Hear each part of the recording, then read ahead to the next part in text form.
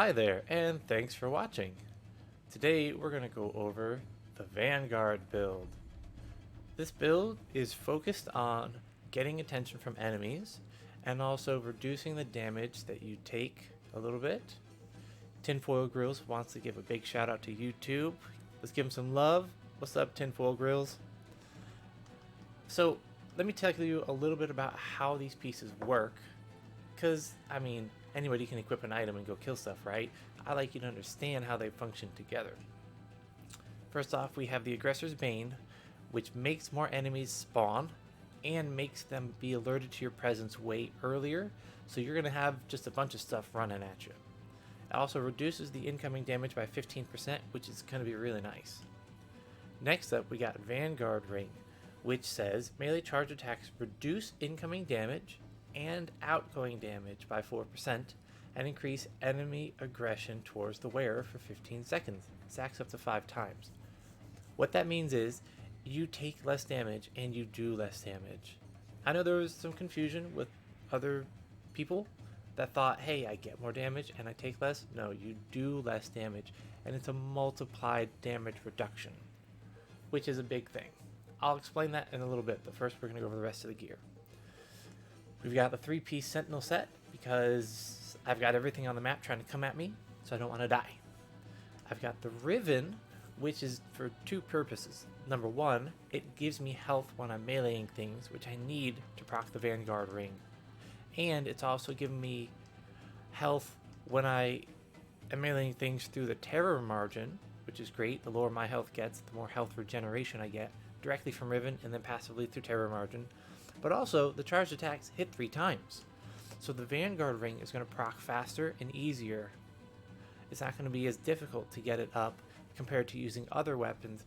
So it really makes it the ideal weapon for this build. 2 charged melee attacks, and you're instantly going to have that full bonus, plus you're going to be getting a decent chunk of health back from every hit. Now the 2 weapons that I'm using are not important, but since I am going to be engaging enemies at close range pretty much all the time, I opted to go with the sawed-off and the shotgun. I'd have to say this, the only weapons that I do not recommend are weapons with no open mod slots, because Howler's immunity is going to be a great benefit to not taking as much damage, which also helps your teammates. And then Blink Token is going to help out with some mobility issues, because it's a little bit harder to get around with this set as you don't have a decent roll.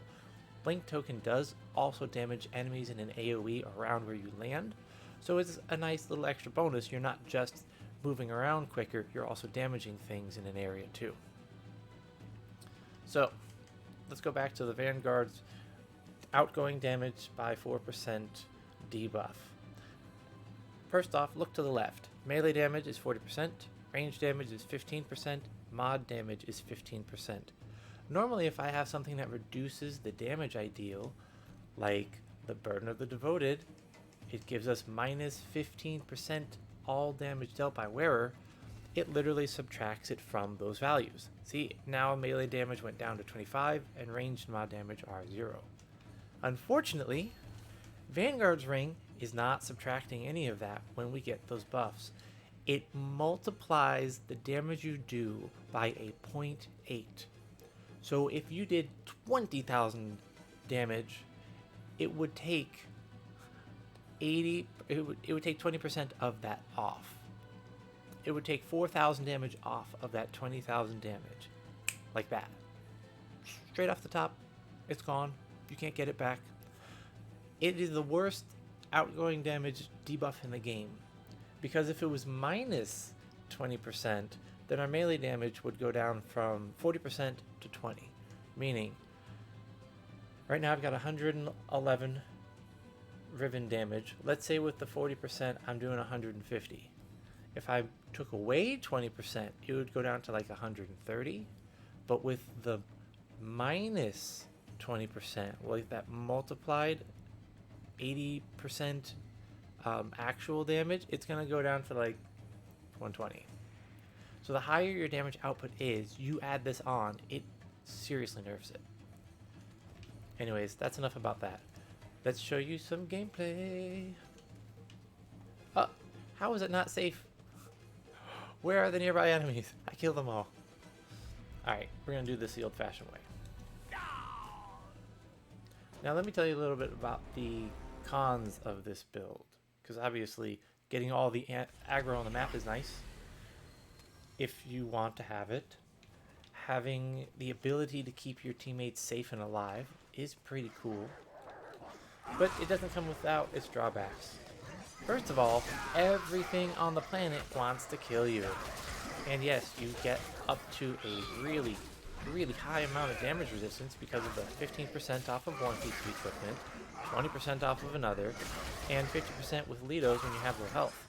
They don't add together, so you're not getting 50 plus 15 plus 20. You're getting 50%, and then it's multiplying the remaining 50 damage that you would take and taking off another 20%. So now that's going down to 40% damage, and then it's multiplying that by another 15%. So really you're getting like 30%, a little bit higher than 30% damage. So like 70% damage reduction at low health, which is pretty nice, you know, you're not going to be taking a lot of damage. And then you throw on the Howler's Immunity, and it goes down by another 25%. Still though, you have all the enemies on the map that want to kill you. So it's easy for ranged mobs to kill you because you don't have any natural healing built in. And honestly, to get the buff from Vanguard Ring, you have to charge attack melee things. So it's like Catch-22. You have to do this particular build and playstyle to get the benefits of this particular build and playstyle. It does give you a pretty decent amount of health regeneration, if you will, or healing when you get lower health. And you can tank through lots of stuff, but if you just miss a melee, something can kill you. Also, because you have that minus damage debuff, you're going to be doing less outgoing damage, so your effective healing is a little bit lower than what you would expect from a similar build without the Vanguard Ring. Also, you can use this for bosses, but it's not always going to work, because you can't always melee a boss. Other than that, pretty straightforward. I'm playing on Apocalypse. I have maxed out everything, maxed out traits, maxed out armor, and weapons. And it really does help with the survivability aspect of this build. But honestly, when it comes down to it, the only reason why you'd want to play this build specifically is if you're in a group with other people. Because you're going to be giving them the option to change around their builds, maybe go a little bit more damage focused, because you're going to be taking the aggro away from everybody. And, you know, you do get a little bit of survivability out of it as well. If you don't feel like the Blink token is helping you a bunch, feel free to change it up to Mantle of Thorns, which further reduces the damage you take from melee and reduces the stagger you take. Plus it lasts a really long time. You can be very tanky with a bunch of melee enemies with those two together, the Mantle of Thorns and the Howler's Immunity.